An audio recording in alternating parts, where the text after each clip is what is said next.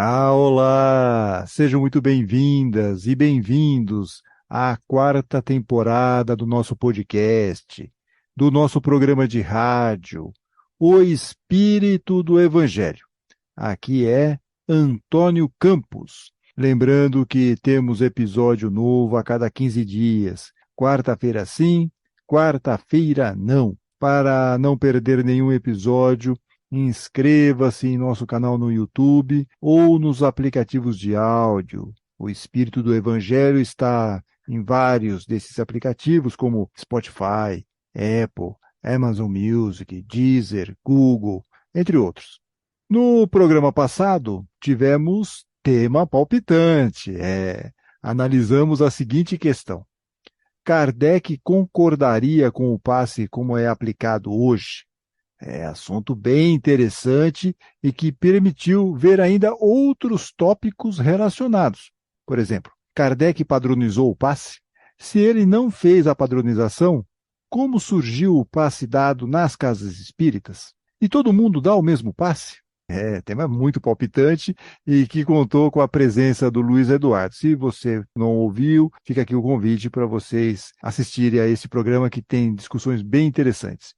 No programa de hoje, nós vamos fazer jus ao nome do podcast, O Espírito do Evangelho. Ou seja, vamos fazer uma reflexão sobre uma passagem do Evangelho e também a partir de um olhar espírita. Eu sei. Fazia um tempinho que não parávamos para fazer um estudo assim. E vou aproveitar o gancho que este programa está indo ao ar no dia 4 de outubro, um dia depois da data em que celebramos o aniversário de Allan Kardec. Allan Kardec nasceu há 219 anos, no dia 3 de outubro de 1804. Graças a Allan Kardec, temos a doutrina espírita. Mas para Kardec, o que seria o verdadeiro espírita? E ele responde essa questão no livro O Evangelho segundo o Espiritismo, lá no capítulo 17, item 4, quando diz: reconhece-se o verdadeiro espírita pela sua transformação moral e pelos esforços que emprega para domar suas más inclinações. Então, reconhece-se o verdadeiro espírita pela sua transformação moral e pelos esforços que emprega para domar suas más inclinações. Então, Kardec não está falando que o verdadeiro espírito é aquele que já está pronto e acabado, já fez toda a sua transformação moral. Não. Ele está fazendo um esforço. A gente tem que reconhecer esse espírita pelo esforço que ele está empregando para domar suas más inclinações. E aí fica a pergunta: como nós podemos domar as nossas más inclinações?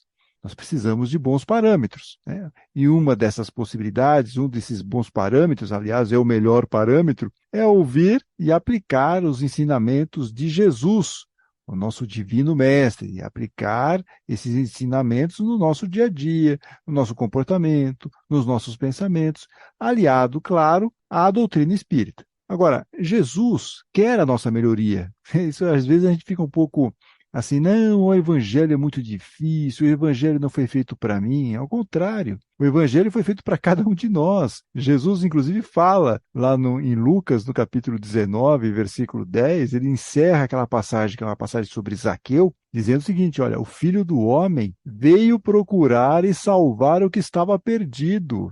Então, essa é a proposta de Jesus. Ele está procurando e salvando o que estava perdido. E muitas vezes nós estávamos perdidos. Às vezes nós estávamos completamente perdidos. Hoje nós podemos estar um pouquinho perdidos. Mas a ideia aqui principal é que Jesus veio procurar e salvar o que estava perdido. Então, há uma preocupação de Jesus pela nossa melhoria, pela nossa salvação, né? Por isso que nós devemos colocar em prática os ensinamentos contidos no Evangelho e na doutrina espírita. Só assim vamos ser pessoas e espíritos melhores. Ou, como diz Jesus, vamos ser salvos. É a tal reforma interior, reforma íntima, transformação moral. Tem um monte de possibilidades aqui, de sinônimos. Não importa o nome. O importante é você olhar para o seu interior, para dentro de você, e perceber o que precisa ser melhorado ou ser salvo. Por exemplo, Será que sou muito agressivo com as pessoas? Será que sou muito vaidoso? Será que sou invejoso?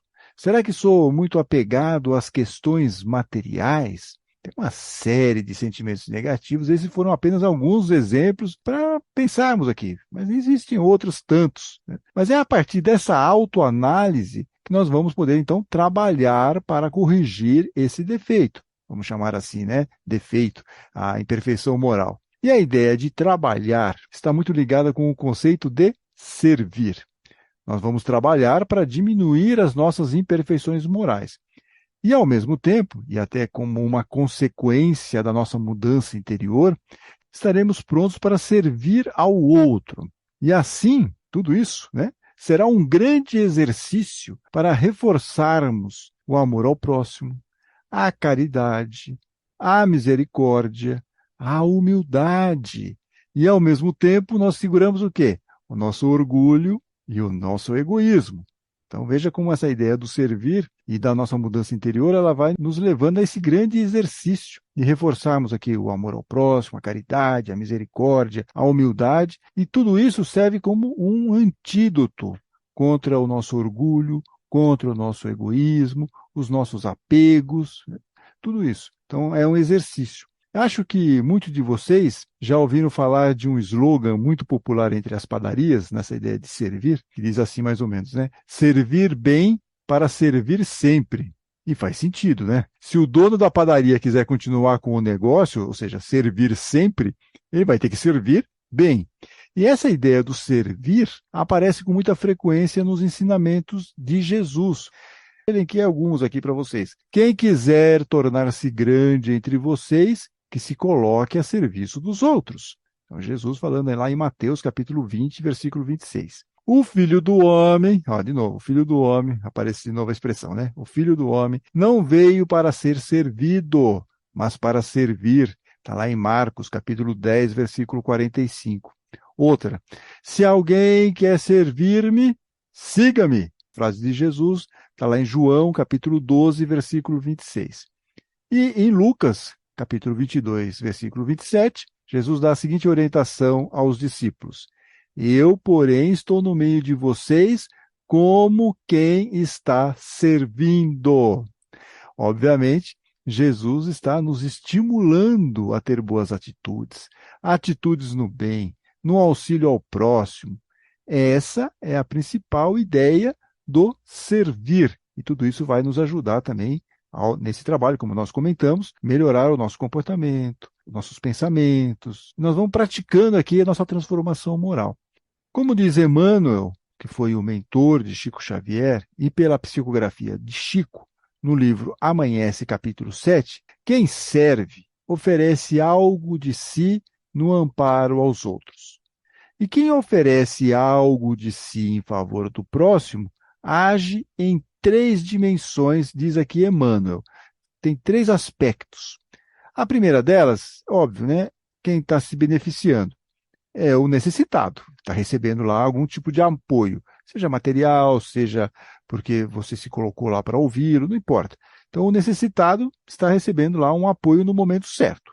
Tem uma segunda característica que Emmanuel fala quando nós estamos servindo o próximo. Nós estamos beneficiando também a nós mesmos, pelo nosso merecimento da doação. Nós estamos fazendo, ajudando. Então, nós estamos também recebendo, recolhendo algum tipo de benefício com a nossa atitude positiva. Até porque, como nós mencionamos, muito das nossas atividades, nossas atitudes no bem, tem uma consequência também na nossa transformação moral. E, finalmente, a terceira dimensão proposta por Emmanuel é a divina providência, pela execução do amor que é base de toda a lei. Veja, se você não se coloca para ajudar alguém, para servir, como que a divina providência vai conseguir auxiliar uma pessoa que está passando fome, está passando necessidade? Precisa de alguém encarnado aqui para fazer esse trabalho. Então, quando você se coloca, você está auxiliando a divina providência, usando aqui, executando a lei do amor, que é a base de toda a lei, diz Emmanuel. Olha só. Então, quando você faz aí um trabalho de servir, você está trabalhando em 3 dimensões, como diz aqui o ex-mentor de Chico. Você está beneficiando a si mesmo, ao necessitado e também você está ajudando, beneficiando a divina providência, porque você está se colocando como um trabalhador, uma pessoa que está lá se colocando à disposição da divina providência para ser um instrumento que pode auxiliar alguém que está passando por uma necessidade. Um alerta importante, que eu acho que também nós estamos falando aqui muito do servir, né, e tal, é que nós não devemos selecionar quem será ajudado por nós, servido por nós. Às vezes nós temos este pensamento antes de auxiliar alguém. Ah, não vou ajudar essa pessoa, porque isso, porque aquilo. Ah, eu acho que ela vai pegar isso que eu estou dando e vai fazer não sei o quê. Começamos a fazer aquele julgamento, né? Agora, vamos pegar aqui um exemplo, só para vocês compreenderem aqui, né?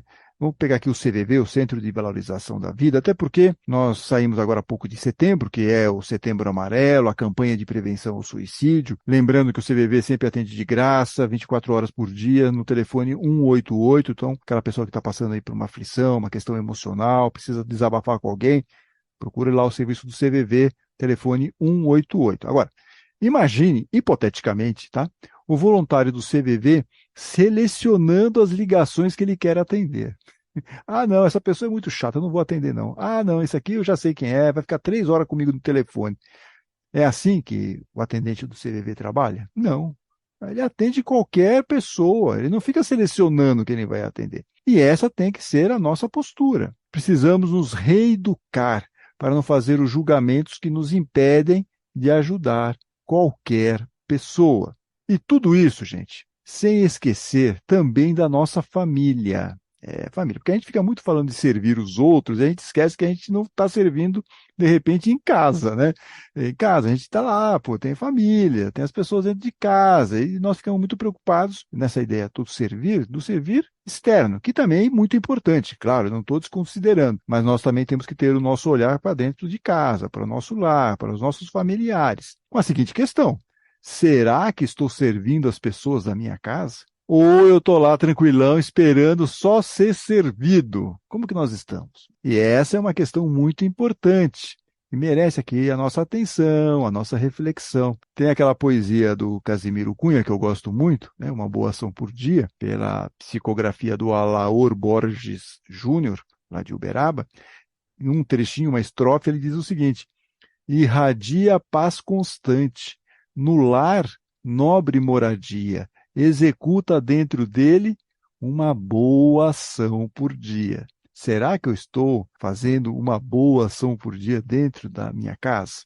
Será que eu estou com esse entendimento de que eu, ao estar no mesmo teto com aquelas pessoas, eu tenho que ser mais tranquilo, mais afável, mais paciente, tenho que me colocar mais à disposição para poder ajudar, de repente, em alguma tarefa doméstica? Como é que está isso? Porque eu tenho que irradiar dentro do nosso lar a nobre moradia, paz constante, executar dentro dele isso. Será que eu estou fazendo isso? Será que eu estou fazendo uma boa ação por dia dentro de casa? Reflexões que nós temos que fazer, mas não podemos esquecer que dentro da nossa casa nós também temos que saber servir, também temos que aplicar o que nós estamos fazendo para a nossa transformação moral dentro de casa. Devemos estar atentos a tudo que nos rodeia, mas nós não podemos esquecer de aplicar o que aprendemos também em nossos lares.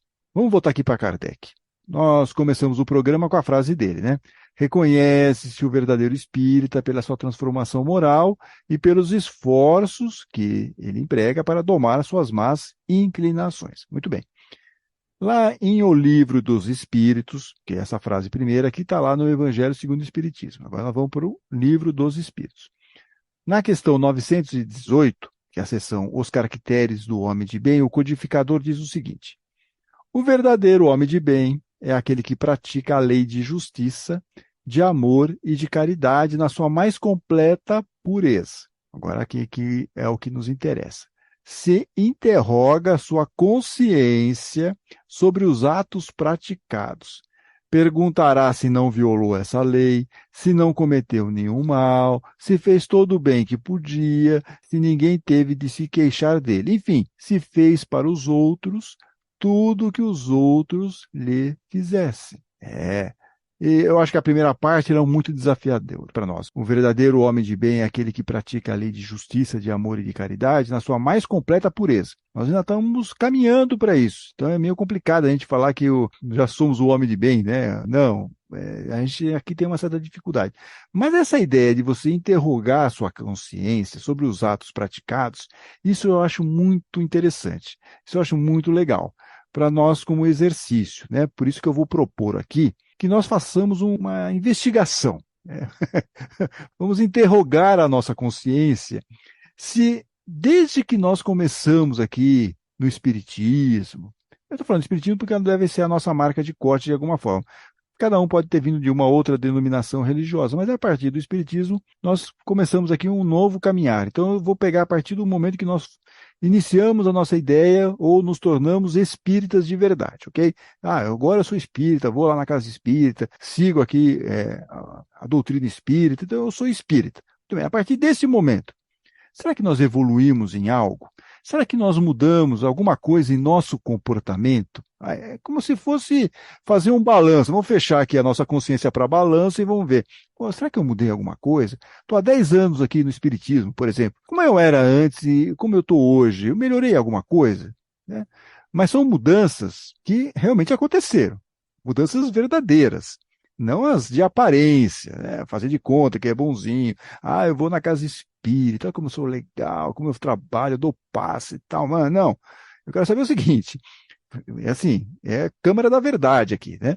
As mudanças que ocorreram de verdade no meu comportamento, no meu pensamento, a partir do momento que eu comecei aqui no Espiritismo.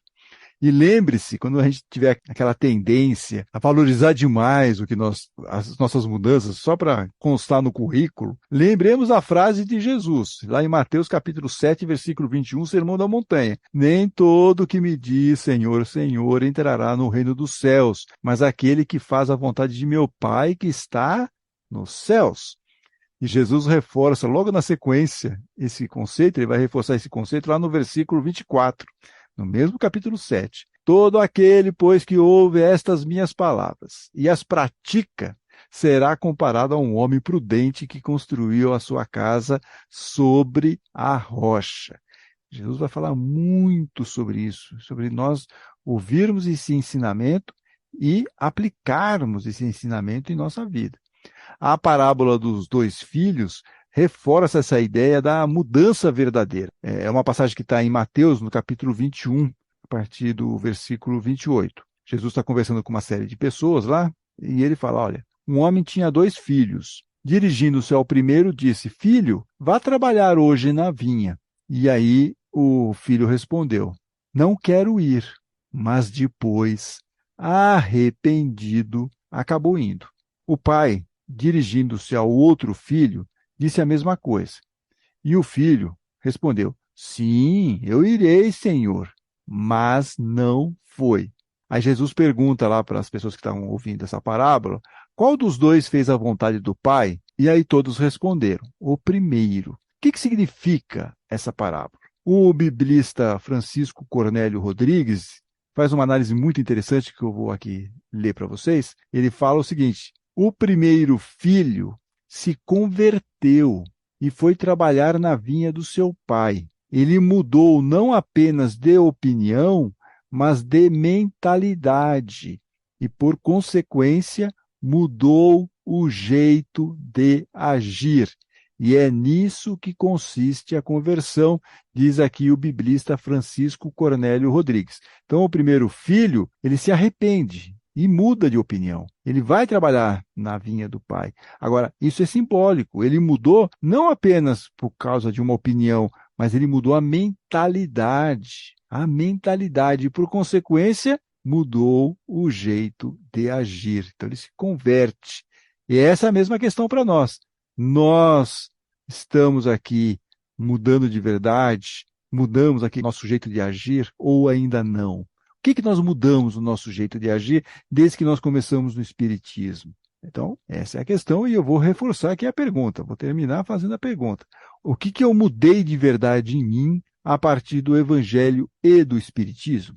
É isso, para a gente refletir, não é para vocês escreverem nos comentários, se quiserem dar algum depoimento, tudo bem, mas é um papo aqui entre nós, que ninguém nos ouça. É uma reflexão interna. Mudei algo? Realmente consegui mudar algo em mim? O que eu consegui mudar de verdade? Muito bem. Se gostaram deste programa, Não deixem de curti-lo e de compartilhá-lo. Olha, isso ajuda muito aqui para nós no crescimento do nosso canal. E daqui a 15 dias, voltamos com um programa novo e com um tema palpitante, bem palpitante esse aqui, bem polêmico. Espírita não pode julgar? Espírita não pode julgar? E aí, será que a gente não pode julgar? Mas nem um pouquinho, né? Nada. É o que nós vamos refletir no próximo tema palpitante, com a companhia aí do Luiz Eduardo. Então, fiquem bem, fiquem com Deus.